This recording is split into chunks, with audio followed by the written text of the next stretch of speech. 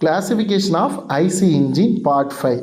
First we see in the classification of IC engine is first fuel, then ignition, then stroke, then operation. Now we see cylinder.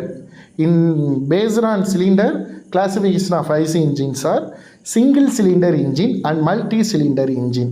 A single cylinder engine is an external combustion engine that uses just one cylinder to generate power.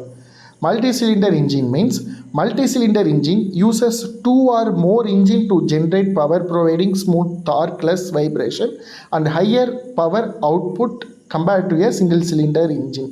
இப்போ என்ன சொல்கிறாங்கன்னா single cylinder இன்ஜினுங்கிறது internal கம்பஷனில் one சிலிண்டரை ஒரு பவரை generate பண்ணி கொடுத்துச்சுன்னா அது single cylinder engine.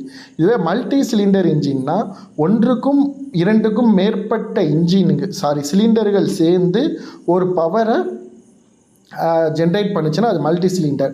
ஆனால் single சிலிண்டரில் ஒரு பவர் தான் வரும், இல்லை நிறையா பவர் வரும்போது அதிக டார்க்குக்கு நம்ம மல்டி சிலிண்டர் இன்ஜினை யூஸ் பண்ணுவாங்க.